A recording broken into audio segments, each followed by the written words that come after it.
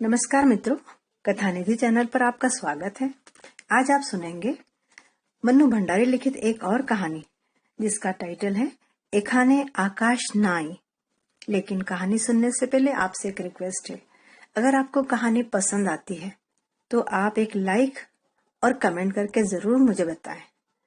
तो चलिए सुनते हैं कहानी एखाने आकाश नाई। कभी मित्र लोग जब नन्हे मेहमान का जिक्र करते तो जाने क्यों उसका मन अव्यक्त से बोझ से दबने लगता। इस बात को वह महज मजाक में नहीं ले पाता, पर इस समय उसके मन में सामने बैठी लेखा पर जाने कैसा प्यार उमड़ने लगा। कितनी कमजोर हो गई है बेचारी, कितना परिश्रम किया है। शिप्रा के स्कूल की बात सुनकर मुझे कितनी खुशी हो रही है, मैं बता नहीं सकती। क्यों ना आज हम लोग उसके यहाँ चले। प्लेट में नाश्ता लगाकर दिनेश की ओर बढ़ाते हुए लेखा ने कहा, चलो। कैसी हिम्मत वाली लड़की निकले, आखिर स्कूल खोल ही लिया। मैं अंदर आ जाऊं लेखा जी? पर्दा हटाकर चमकते दांतों की नुमाइश लगाते हुए सुषमा ने पूछा। अरे आओ आओ, लेखा ने बिना कुर्सी से उठे ही स्वागत किया। खिड़की के सामने के कमरे की ओर झांकते हुए दिनेश ने पूछा, क्या बात है, आज महिम अभी तक लौटा नहीं क्या? महिम सामने के कमरे में ही रहता है। इधर जब जब सुषमा उससे मिलने आई है तो उससे मिलकर ही चली गई है। दिनेश के पास नहीं आई। उसी का उलाना दिनेश ने दिया तो सुषमा झेप गई। वाह, आप तो ऐसे कह रहे जैसे उनके रहने पर मैं आपके पास आती ही नहीं।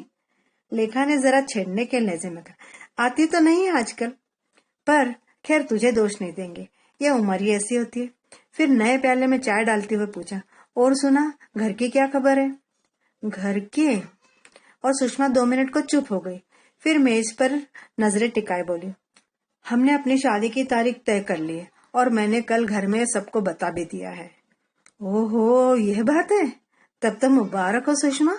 लो, इस खुशी में मैं मिठाई की जगह 1 चम्मच चीनी खा लेता हूँ। और हंसते हुए दिनेश ने सचमुच ही 1 चम्मच चीनी फाँक ली। घर वाले मान गए अब तो? लेखा ने सुषमा के चेहरे पर छाई हल्की सी उदासी को लक्ष्य करके पूछा। कल से ही घर में कोहराम मचा हुआ है। पिताजी गुस्से में बावले हुए घूम रहे हैं और अम्मा ने रो रो कर सारा घर सिर पर उठा लिया है। अरे वह सब ठीक हो जाएगा, शुरू में सब ऐसे ही करते हैं। खाली प्याला दिनेश ने लेखा के सामने सरका दिया। हाँ, ठीक तो हो ही जाएगा, पर इस समय घर वाले भी साथ देते तो। बरबसी आंखों में आए आंसुओं को पीते सुषमा ने कहा, पिछले 3 साल से मैं केवल घर वालों के लिए ही मर खप रही हूँ। नौकरी के साथ 2 ट्यूशन करके मैंने घर का सारा खर्च चलाया। अब पिंकी ने भी बीए पास कर लिया तो अपनी बात पर सोचना शुरू किया, पर इन लोगों से इतना भी नहीं होता कि मेरी हंसी खुशी में भी मेरा साथ दे। सुषमा रुकी। दिनेश उसे तसल्ली देने के लिए कुछ कहने जा ही रहा था कि उसने फिर शुरू कर दिया, इन लोगों के ख्याल से मैं बहुत सुंदर हूँ, पढ़ी लिखी तो हूँ ही, सो ये सोचते हैं कि इस आधार पर तो ये मुझे बड़ी आसानी से किसी संपन्न परिवार में ब्याह सकते हैं, ऐसे परिवार में जहां जाकर मैं छोटी बहन का बोझ अपने ऊपर ले सकूं। पर मेरी समझ में नहीं आता कि वे, और आवेश में आकर उसने अपना ओठ काट लिया। हम लोग करेंगे तुम्हारी शादी, तुम चिंता क्यों करती हो? दुनिया भर की हिम्मत तुम में है और इस बात पर यूं घबरा रही हो, धत्तेरे की। और दिनेश ने सारी बात को कुछ ऐसे हल्के ढंग से उड़ा दिया मानो कोई बात ही नहीं। लेखा, आज तो मिठाई मंगवाओ तुम इसी खुशी में। कौन सी तारीख तय की है? लेखा ने नौकर को रुपए देते हुए पूछा। 23 अप्रैल। बस अब तो 10 ही दिन बाकी रह गए। कुछ लजाते हुए सुषमा बोली, महिम ने हमें नहीं बताया, ये रोज ही घंटों बैठकर गप्पे मारेगा और इतनी जरूरी बात टाल गया। अभी तक आए नहीं हजरत। मिठाई का प्लेट सुषमा की तरफ बढ़ाते हुए दिनेश ने कहा, कल शिप्रा के स्कूल का उद्घाटन है, वहीं बैठकर तुम्हारी शादी की व्यवस्था भी कर देंगे। लो, इस बात पर मिठाई खा लो। सुषमा गुलाब जामुन तोड़ने लगी तो रोकते हुए बोला, नहीं नहीं, तोड़कर नहीं, पूरा का पूरा उठाकर खा जाओ। सुषमा ने पूरा गुलाब जामुन मुंह में भर लिया तो उसके दोनों गाल फूल गए। रुमाल सामने लगाकर उसने जैसे तैसे उसे निगल लिया। हाँ ऐसे, हंसते हुए दिनेश ने कहा, अब जरा हंस भी दो, शादी की बात भी कोई ऐसे रो रो कर सुनाता होगा, हंसो हंसो। सुषमा हंस दी। कोर्ट में अर्जी तो दे दी होगी? हाँ, कल ही दे दी। बस तब क्या, गवाहों की कोई कमी नहीं है और सब मित्र लोग मिलकर एक पार्टी कर देंगे, हो गई सुषमा की शादी। बोलो, अब किस बात की चिंता है? और सुहागरात का कमरा मैं सजा दूंगी, हंसते हुए लेखा ने कहा तो सुषमा के गालों में एकाएक गुलाब खिल गए। शिप्रा के स्कूल के उद्घाटन पर जब लेखा पहुंची तो उस पर जैसे स्नेह भरे उल्हानों की बौछार सी हो गई। ओहो धन भाग हमारे, लेखा तुम आई तो हो, वरना आजकल तो तुम्हारे दर्शन भी दुर्लभ हो गए हैं। कुर्सियां जमाते हुए बीनू बोली। लेखा हल्के से मुस्कुराई तो गालों की हड्डियां कुछ और उभर आई और आंखों के पास की झुर्रियां कुछ अधिक स्पष्ट, अधिक गहरी हो उठी। कौन, लेखा जी ये क्या? स्टूल पर खड़ा तस्वीर टांगता वर्मा घूमा और दोनों हाथ जोड़कर प्रणाम की मुद्रा में खड़ा हो गया। चलिए, इसी बहाने आपसे मुलाकात तो हुई। क्या बताया आपने, तो हम सब मित्र लोगों को इस बेरहमी से काट दिया है कि बस। और उसने हंसते हुए एक हथेली पर दूसरी हथेली का आरा चला दिया। तभी दिनेश माथे का पसीना पोंछता हुआ घुसा। क्या गर्मी है कमबख्त, हवा का कहीं नाम तक नहीं, और धम्म से ठीक पंखे के नीचे वाली कुर्सी पर बैठ गया। क्यों रे दिनेश, लेखा जी को खाना वाना भी देते हो या नहीं? क्या हड्डियां हड्डियां निकल रही है? स्टूल से नीचे उतरकर वर्मा दिनेश के पीछे जा खड़ा हुआ और अपनी लगाई हुई तस्वीर को इधर उधर से देखने लगा। क्यों, कैसी लग रही है तस्वीर? एक्सीलेंट, दिनेश ने कहा और फिर काम में लगे हुए लोगों पर एक सरसरी नजर डालकर पूछा, शिप्रा जी कहाँ है? दिनेश की बगल वाली कुर्सी पर बैठते हुए वर्मा बोला, वे कुछ सामान खरीदने गई है, आती ही होंगी। मंच के सामने अल्पना बनाते हुए प्रीति बोली, लेखा तुम तो सच में बहुत कमजोर हो गई हो। अरे हम लोगों से मिलना जुलना छोड़ दिया तो छोड़ दिया, अपनी सेहत का तो ख्याल रखा करो। क्या करूं, कुछ तो यहाँ की आबो हवा ही ऐसी है, न खुली न साफ हवा मिलती है, न अच्छा खाने पीने को। फिर इधर कुछ। लेखा की बात को बीच में ही काटकर मेहरा बोला, अरे साहब, कॉलेज और घर के काम के साथ साथ 2 साल में थीसिस लिख डालना कोई सरल काम है क्या? हम तो आपकी लगन और परिश्रम की दाद देते हैं लेखा जी। सभी ने इस बात को महसूस किया कि मेहरा के लहजे में लेखा की प्रशंसा कम और प्रीति के निकम्मेपन पर आरोप ज्यादा था। प्रीति खून का घूंट पीकर रह गई। जब से उसने स्कूल छोड़ा है, मेहरा उसे जब तब यूं ही ताने दिया करता है। वह लेखा की तरह अकेली नहीं है कि चाहे जैसे रह ले, चाहे जैसा खा ले। सास ससुर के साथ रहती है, घर के काम में जरा सी कसर हुई नहीं कि महाभारत मच जाता है। हार कर आखिर उसने नौकरी छोड़ दी तो अब मेहरा नाराज। उसकी आय भी घर का एक सहारा थी, पर वह क्या करे, यह दोहरी मेहनत उससे नहीं होती। वह काम करती थी तब भी खुश नहीं, छोड़कर तो और भी दुखी हो गई। मेहरा के मन में यह भाव है कि वह उसके माता पिता के साथ रहने से प्रसन्न नहीं है। बात कुछ हद तक ठीक भी है और इसीलिए मेहरा उससे खिंचता चला जा रहा है। दिनों दिन बढ़ते इस तनाव को वह स्वयं भी महसूस कर रही है, पर नहीं जानती कैसे इस तनाव को दूर करे। दोनों हाथों में ढेर सारे रजनीगंधा के फूल और 2 आदमियों के सिर पर कोका कोला की पेटियां लदवाए शिप्रा घुसी। शिप्रा जी लीजिए, सब तैयार है, देखिए, देख कर पास कर दीजिए और मेहनताने के रूप में कोका कोला की एक एक बोतल इधर बढ़वा दीजिए। क्या गर्मी पड़ रही है कमबख्त, गला एकदम सूख गया है, वर्मा ने फरमाइश की। शिप्रा हंसी। उसने पेटियों में से बोतलें निकाल निकाल कर एक एक के हाथ में थमाना शुरू किया और फिर सरसरी सी नजर सारे हॉल पर डाली। सारा हॉल जगमगा रहा था। शिप्रा का अपना मुख भी जैसे चमकने लगा। तभी उसकी नजर कोने में बैठी लेखा पर पड़ी। अरे तू आ गई लेखा, तुझसे तो मुझे इतनी लड़ाई करनी है कि बस। और आगे बढ़कर हाथ के सारे फूल उसकी गोदी में पटक कर बोली, ले चल फूल लगा सब। लेखा फूल लेकर उठते हुए बोल पड़ी, 1 महीने बाद तेरे स्कूल की ही ड्यूटी बजाया करूंगी शिप्रा, बस 1 महीने और रुक जा। अरे 1 महीने बाद तेरी यह घुलती काया रह भी जाएगी, मुझे इसी में संदेह है। क्या सूरत बना रखी है। एकटक लेखा की ओर देखते हुए शिप्रा बोली। दिनेश ने देखा, लेखा के गालों और गले की हड्डियां बेहद उभर आई है। बातचीत के सारे प्रसंग को अपने पर से हटाने के उद्देश्य से लेखा ने सबको संबोधित करते हुए कहा, आप लोगों को पता है सुषमा और महिम इस 23 तारीख को शादी कर रहे हैं? सच? तारीख तय कर ली? गुड। वर्मा ने कोका कोला की बोतल से घूंट सिप करके बोतल को एक और सरकाते हुए कहा। शिप्रा ने घड़ी देखते हुए कहा, खैर अभी तो समय है, घर वाले उसकी शादी नहीं कर रहे, सो यह पुण्य कार्य भी हम लोगों को ही करना है। मैंने उससे कह दिया है कि तू निश्चिंत रह, हम लोग तेरी शादी करा देंगे, पार्टी के लिए चंदा कर लेंगे, बस, और करना ही क्या है। कंग्रेचुलेशन शिप्रा जी, चिल्लाते हुए माथुर मीना ने प्रवेश किया। आओ आओ माथुर, यार तुम बड़े उस्ताद हो, काम के समय तुम्हारा कहीं पता ही नहीं चलता, बस मेहमान की तरह चले आ रहे हो। देखते ही वर्मा चिल्लाया, शागिर्दों को भेज तो दिया था पहले ही काम करने के लिए, देखो सब काम हो गया। और पंखे के नीचे वाली कुर्सी पर बैठकर रुमाल से पसीना पोंछने लगा तो वर्मा ने उसकी पीठ पर धौल जमाते हुए कहा, इन्हें पसीना आ रहा है, काम धाम कुछ किया नहीं और पसीना सुखा रहे हैं। शिप्रा जी, कोई आदमी भेजिए हारमोनियम उतारने के लिए। बाहर से ही चिल्लाती हुई सुषमा घुसी। उसने हल्के गुलाबी रंग की साड़ी और उसी रंग का ब्लाउज पहन रखा था। बड़ी पिंकी बनकर आई है। सुना तू बड़ी जल्दी मिठाई खिला रही है। अकेली कैसे है? महिम को कहाँ छोड़ आई?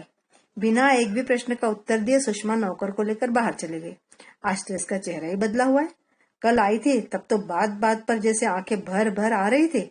लगता है गाने के कड़े गुनगुनाते सुषमा घुसी तो दिनेश के अधूरे वाक्य पर विराम लग गया और सुषमा एकाएक ही ऊंचे स्वर में गाने लग पड़ी। एखाने आकाश नाई शोनो बंधु शोनो, एखाने आकाश नाई, एखाने आकाश नाई। और सभी के सभी उसके सर में सर मिलाकर गाते रहे। एखाने आकाश नाई, एखाने आकाश नाई। सारा हॉल संगीत से गूंज उठा और सारी घुटन और बेचैनी स्वर लहरियों पर थिरक थिरक कर इधर उधर बिखरने लगी। उद्घाटन समारोह ठीक होने पर लेखा लौटी तो बेहद थक गई थी। बिना कपड़े बदले वह ज्यों की त्यों पलंग पर जा पड़ी। दिनेश उसके सिरहाने बैठकर 2 क्षण तक उसके क्लांत चेहरे को देखता रहा। पसीने से सारा पाउडर पूछ चुका था और एक अजीब से चिपचिपाहट चेहरे पर फैली हुई थी। बड़े स्नेह से लेखा के सिर को सहलाते हुए दिनेश ने कहा, लेखा, आज तो मुझे एकाएक ही लग रहा है कि तुम बहुत ही कमजोर हो गई हो। देखो तो हड्डी हड्डी निकल रही है। पिछले 6-7 महीने के परिश्रम ने तुम्हें तोड़ दिया है। सोचता हूँ तुम कुछ दिनों को बाहर चली जाओ। लेखा धीमे से मुस्कुराई। दिनेश को याद आया, मुस्कुराती हुई लेखा कभी कितनी आकर्षक लगती थी। और अब 1 मई से तुम्हारा कॉलेज बंद हो रहा है, बस उसी दिन चले जाओ। मैं भी छुट्टी के लिए अप्लाई कर देता हूँ। जैसे छुट्टी मंजूर होगी आ जाऊंगा। पागल हो गए हो क्या? आज सबने कह दिया तो तुम्हें तो बस। अरे कह क्या दिया, मुझे क्या दिखाई नहीं देता?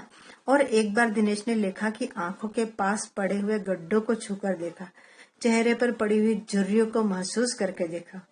सोचता हूँ न हो तो तुम कुछ दिनों को घर ही चली जाओ।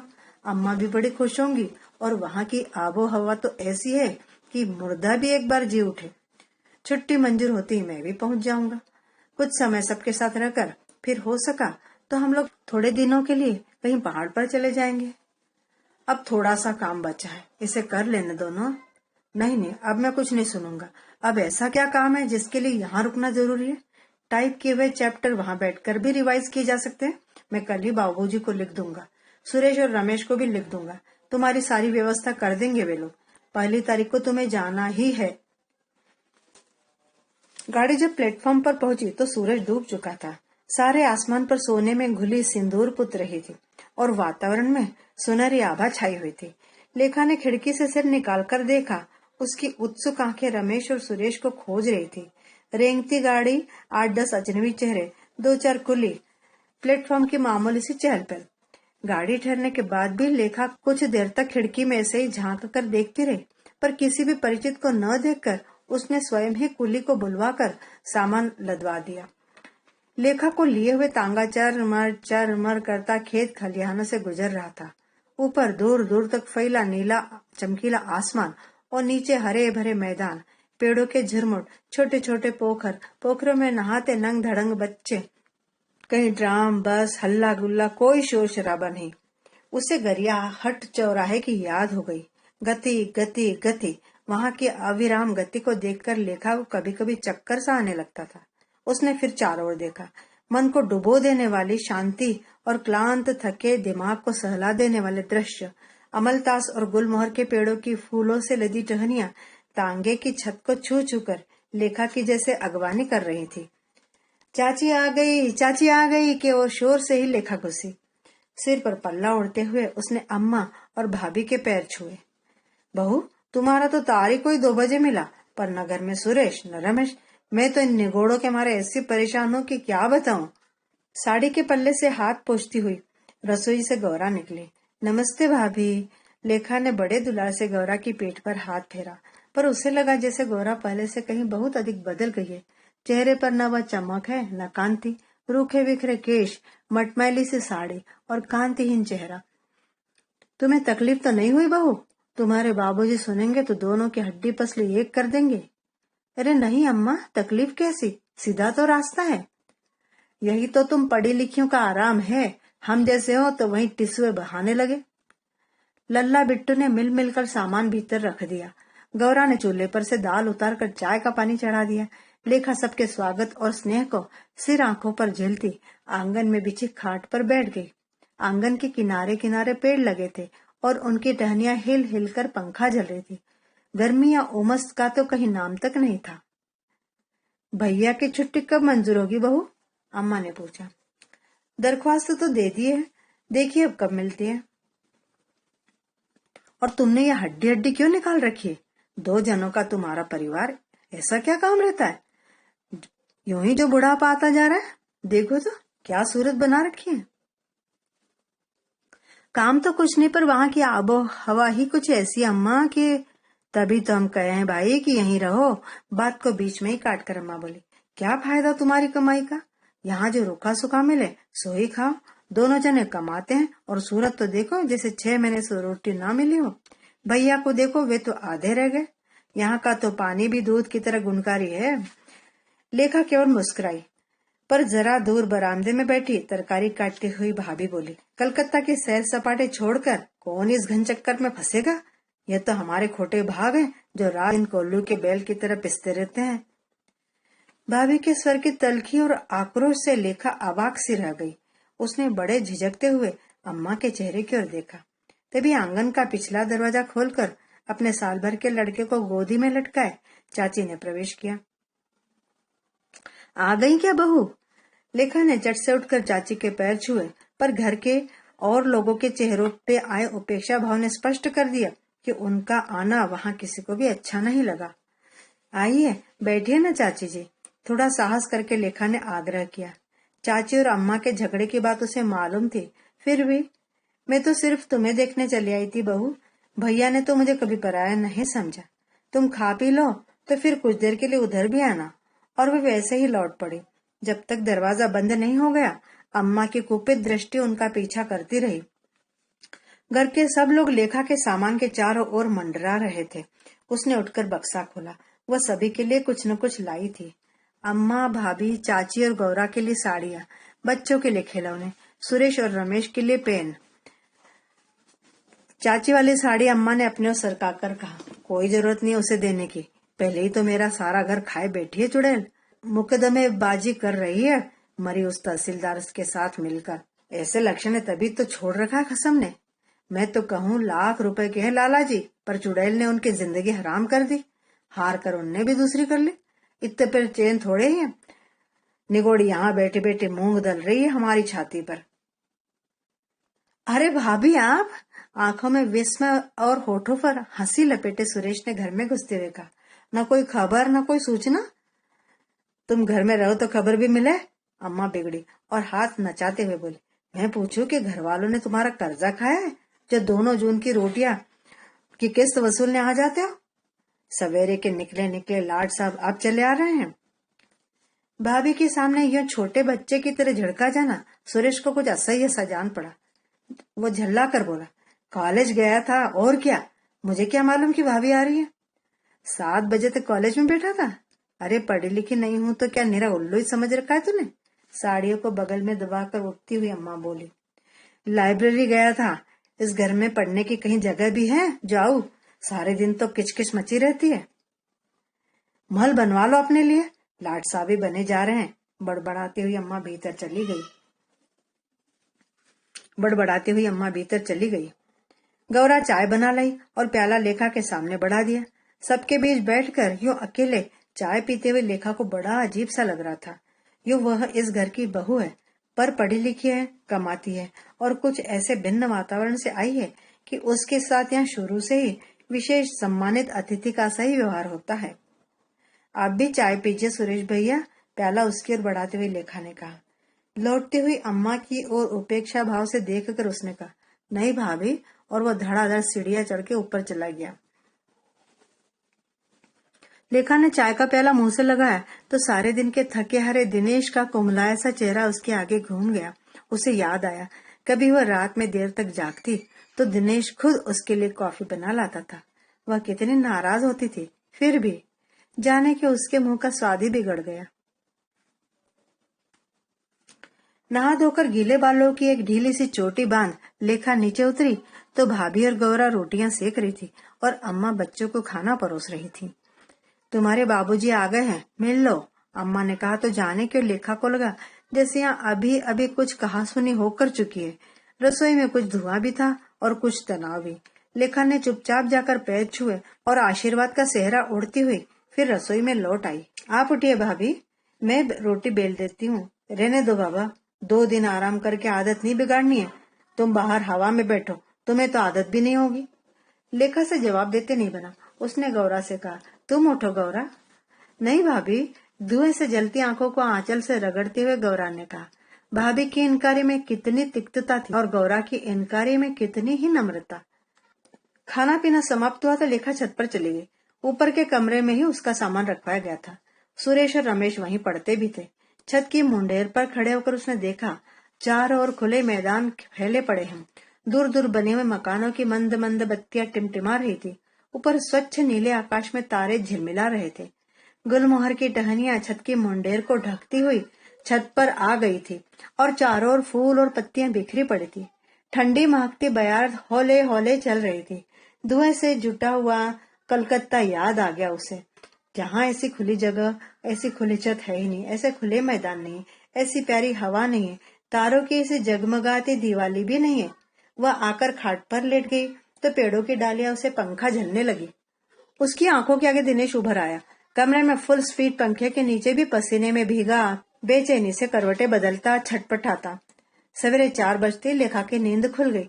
पिछले कई दिनों से वह नियमित रूप से 4 बजे ही उठ रही है।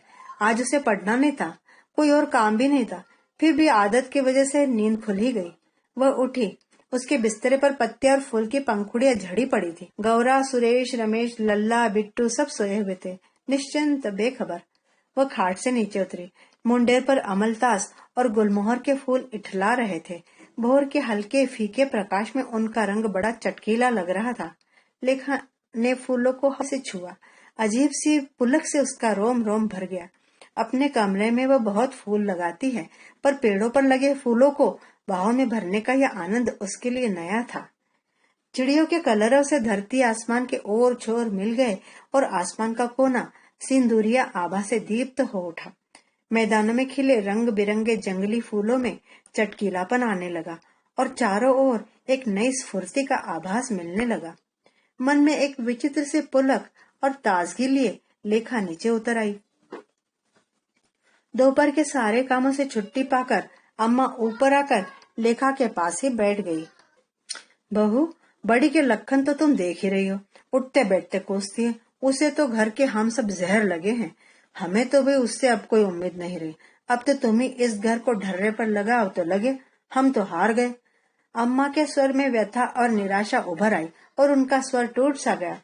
गौरा का ब्याह करना है, हम तो बहुत कहते थे कि इसे इतना मत पढ़ाओ लिखाओ, कोई नौकरी तो करवानी नहीं है इससे।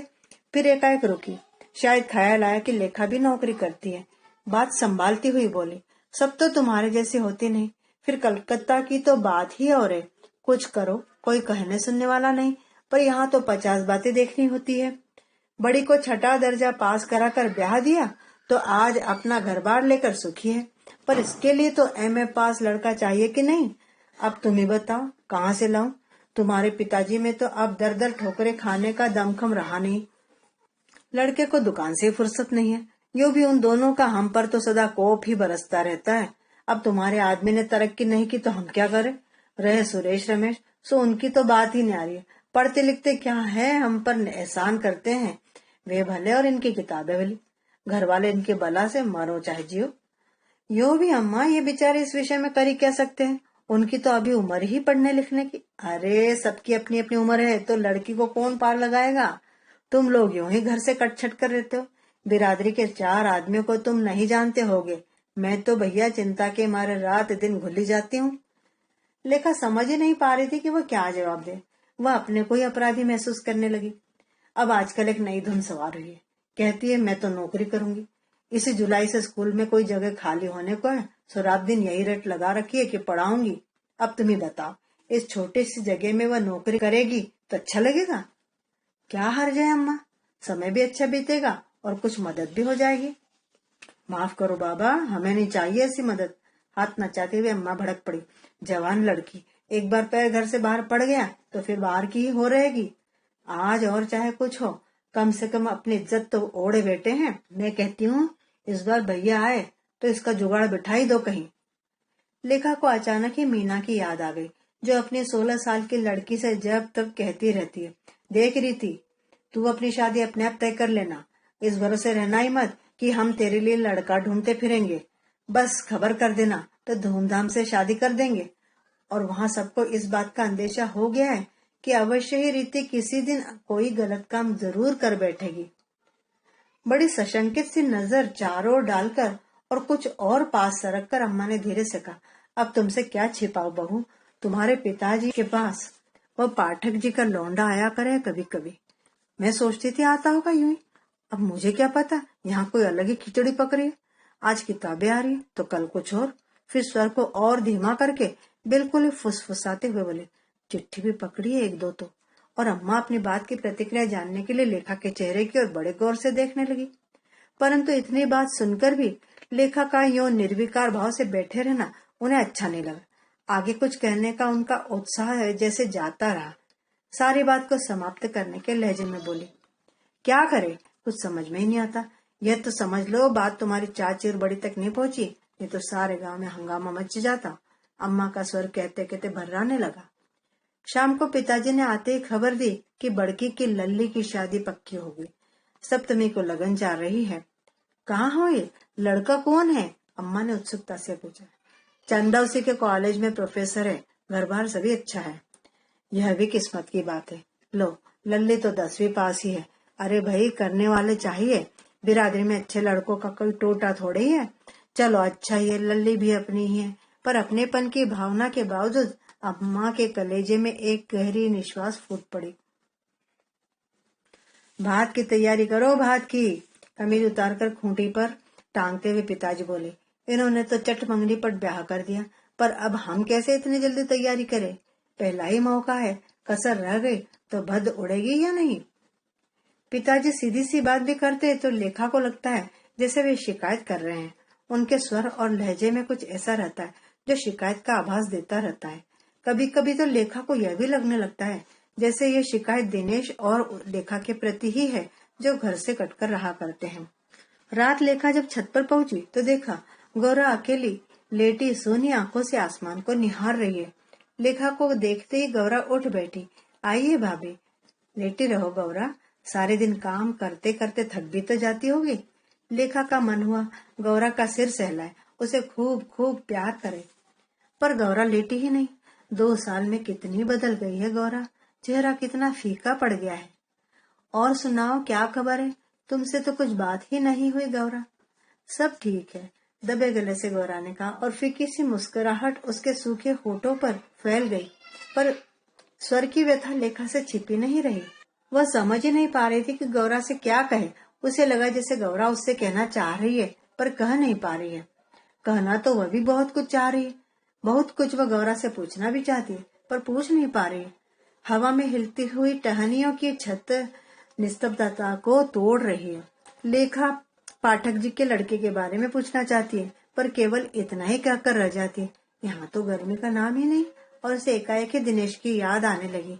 ऐसी खुली छतों के लिए कितना तड़पता है दिनेश। लेखा ने चारों ओर देखा।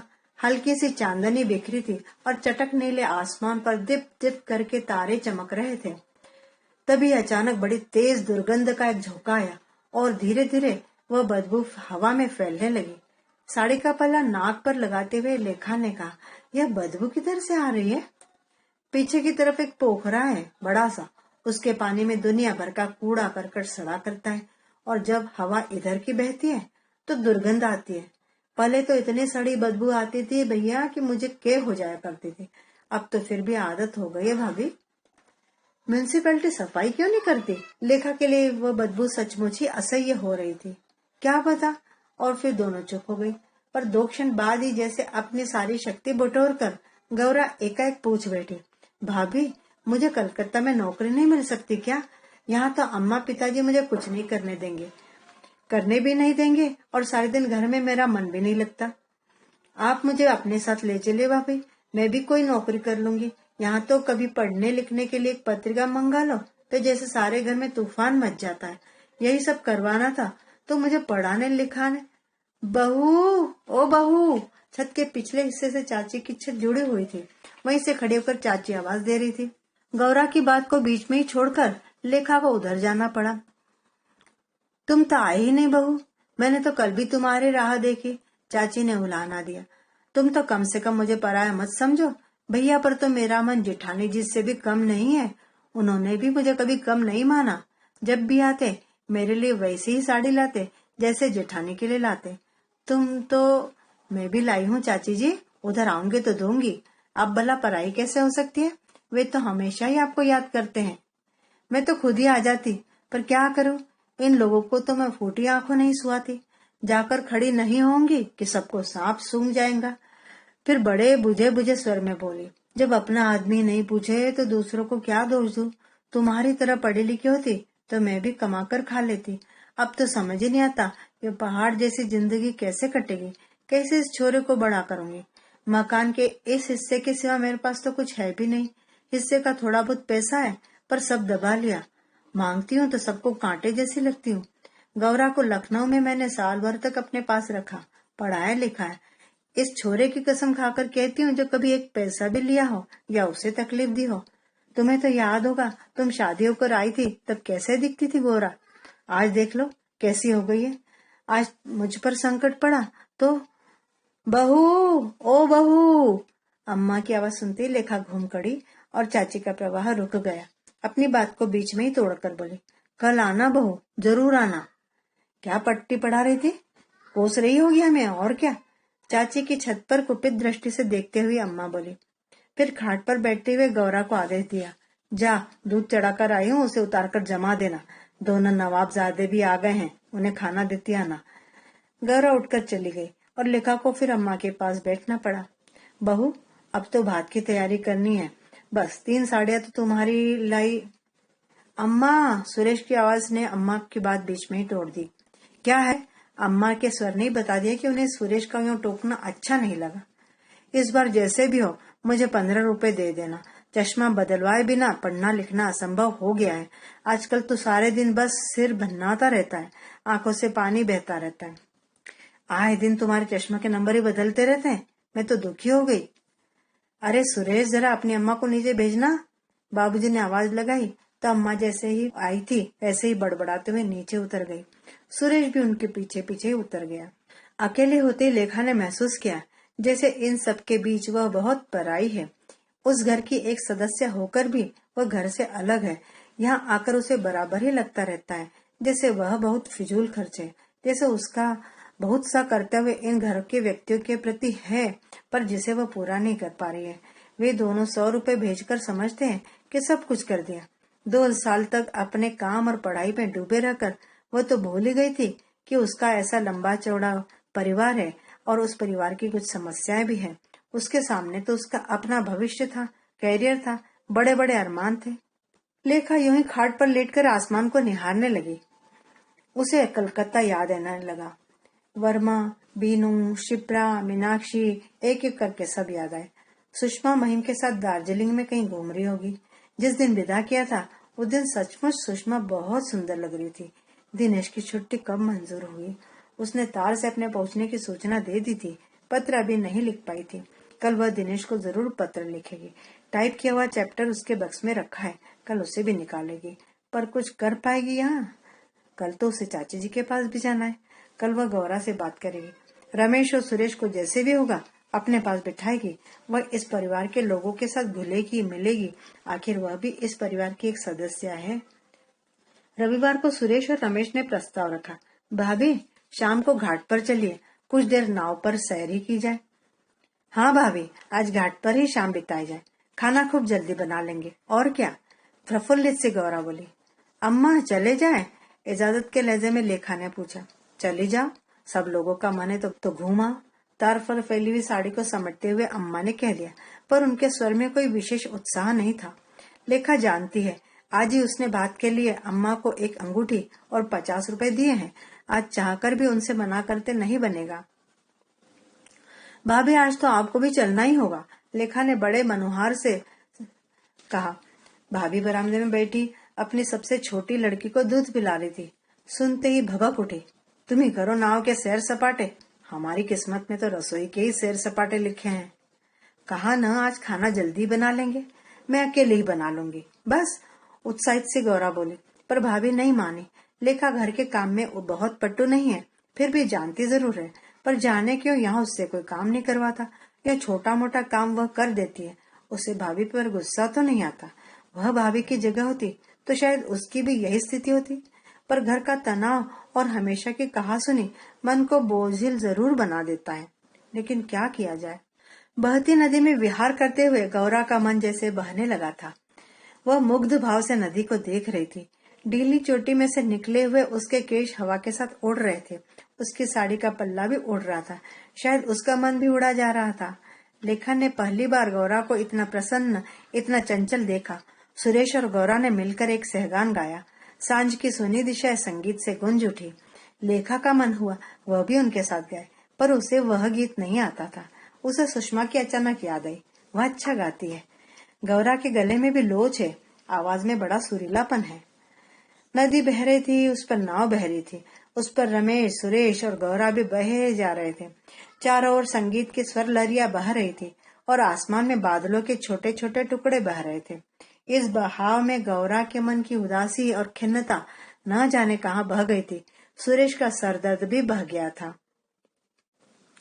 लेकिन रात को लेखा ऊपर चढ़ी तो सुरेश सिर पर रुमाल बांधे औंधे मुंह लेटा हुआ था। क्या बात है भैया, बहुत सिर दुख रहा है? सिराने बैठते हुए लेखा बोली।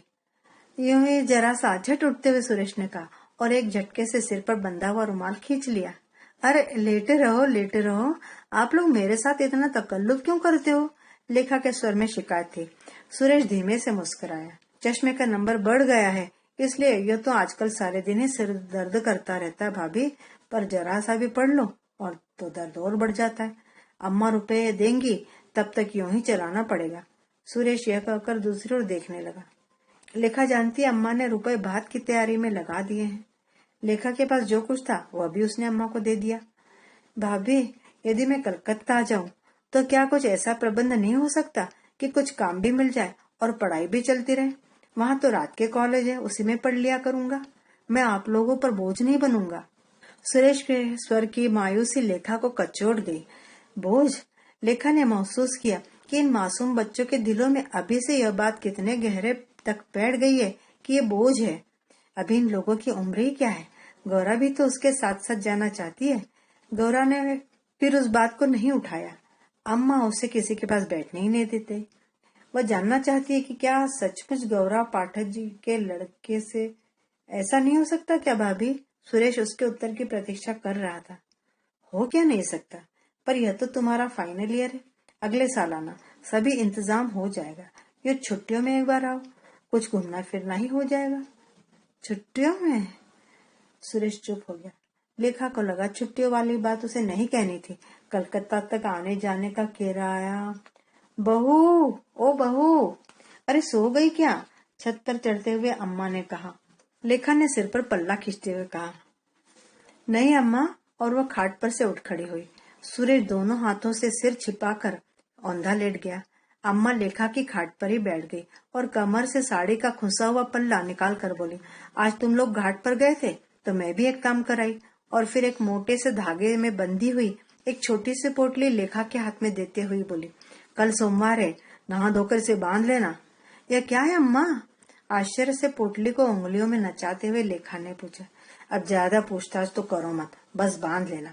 अम्मा बड़े गदगद स्वर में बोली, भाई तुम लोग चाहे सोचो ना सोचे, हम लोग तो इस चिंता में भी घुले जाते हैं। तुम्हारे ब्याह को 4-4 साल होने को आए और घर में कोई बाल गोपाल नहीं। भरी जवानी में ही कोख रूठ जाए, यह भी कोई बात हुई भला? लज्जित, अपमानित, अवाक सी लेखा अम्मा का मुंह देखती ही रह गई। क्या कर रही अम्मा? यहाँ एक पीर है, नीम के नीचे बैठते हैं, सो उन्हें सब नीम तले का पीर ही कहते हैं। ऐसा ताबीज देते हैं कि बस, आज तक उनका ताबीज अकारत नहीं गया। लोग दूर दूर से आते हैं। 5 रुपए और 1 गज लाल कपड़ा, सो तुम्हारा घर आबाद हो बहू। लेखा ने बाहों में मुंह छिपाए दर्द से छटपटाते सुरेश की ओर देखा। उसका मन क्षोभ से भर आया। आज भात जाने वाला है। अम्मा ने बिरादरी में बुलावा फिरवाया है। सवेरे से ही घर में धमा चौकड़ी मची हुई है। भात सजा कर रख दिया गया है। 11 जोड़ी कपड़े और 4 तोला सोना रखा है। कुछ नकद रुपए भी है। लेखा आश्चर्य कर रही है, इतना सब अम्मा ने कहाँ से कर लिया। पर अम्मा बहुत खुश है। शाम को औरतें देखने आएंगी, भात की सराहना होगी, गीत गवेंगे, बताशे बटेंगे। बड़ी भाभी कई बार रो चुकी है। चाची ने कई बार झांक झांक कर देख लिया है। वे शायद बराबर उम्मीद कर रही हैं कि उन्हें इस अवसर पर तो बुलाया ही जाएगा। चौके का सारा काम जल्दी जल्दी खत्म करके गौरा लेखा के पास आई। बड़े सकुचाते बोली, भाभी कोई अच्छी साड़ी दे दीजिए ना पहनने के लिए। संकोच के आधिक्य से वो लेखा से आंखें नहीं मिला पा रही है। लेखा ने अपनी साड़ी उसे पहनाई, गले में हार और कानों में टॉप्स भी पहनाए, उसका जोड़ा भी बना दिया। गौरा झेप रही है, वह प्रसन्न है। लेखा को गौरा का यह रूप बड़ा ही भला लग रहा है। गौरा झेप रही है, वह प्रसन्न है। वह चाहती है गौरा हमेशा ऐसी ही प्रसन्न रहा करे। गीत चल रहे हैं। पता नहीं कहाँ से पाठक जी का वही लड़का आ गया। अम्मा के तेवर चढ़ गए। गीतों से उठकर वे भीतर गई। फिर एक कठोर स्वर आया, गौरा भीतर आ। गौरा साड़ी उतार रही थी और अम्मा बक रही थी, ये तेरे चरित्र तुझे अच्छे रास्ते नहीं ले जाएंगे गौरा, मैं कह देती हूँ। अब समझ में आया कि क्यों सवेरे से यह नखरा हो रहा था, क्यों बात बात पर हंसी फूट रही थी, बदन थिरक रहा था। लेखा लौट आई। गीत गाकर, बताशे लेकर औरतें चली गई। भात का सामान लेकर बड़े भैया चले गए। खुशी का मौका था, फिर भी एक अजीब सी मायूसी, एक खामोश सी उदासी सारे घर में छा गई। रात को लेखा, गौरा, सुरेश, रमेश सब चुप चुप अपनी अपनी खाट पर आ लेटे। सुरेश सिर पर रुमाल बांधे वैसे ही औंधा लेटा है। गौरा दोनों बाहों से आंखें मूंदे चित्त लेटी है। वह शायद रो रही है। पास वाली छत पर से रात के सन्नाटे में चाची का बड़बड़ाना स्पष्ट सुनाई दे रहा है। आज इतनी औरतों को बुलाया और उन्हें नहीं बुलाया। वे अपनी बेसहारा पहाड़ से जिंदगी और फूल से बच्चों को कोस रही है। भाभी ने अपना दिन भर का गुस्सा अकारण ही दोनों बच्चों पर निकाल डाला और वे इतने रोए कि हमेशा चुप रहने वाले पिताजी को भी डांटना पड़ा। और फिर भाभी रोई। उन्होंने अपनी किस्मत को कोसा, अपने बच्चों को भी कोसा। अब शायद सब लोग सो गए हैं। नीचे से किसी तरह की आवाज नहीं आ रही है। लेखा ने करवट बदली। उसने सोचा कल वह दिनेश को लिखेगी कि वह जल्दी से जल्दी आने की कोशिश करे। हो सके तो कुछ पैसों का भी प्रबंध करके आए। उसे एकाएक ही दिनेश की याद आने लगी। गहरे नीले आसमान के तारे अभी भी वैसे ही झिलमिला रहे थे। तो मित्रों, कहानी यहाँ पर पूर्ण होती है। अगर आपको कहानी अच्छी लगी तो कमेंट जरूर कीजिएगा। और हाँ, अगर आप हमारे चैनल पर नए हैं तो चैनल को सब्सक्राइब जरूर कर लीजिए। कहानी सुनने के लिए धन्यवाद। आपका दिन शुभ हो।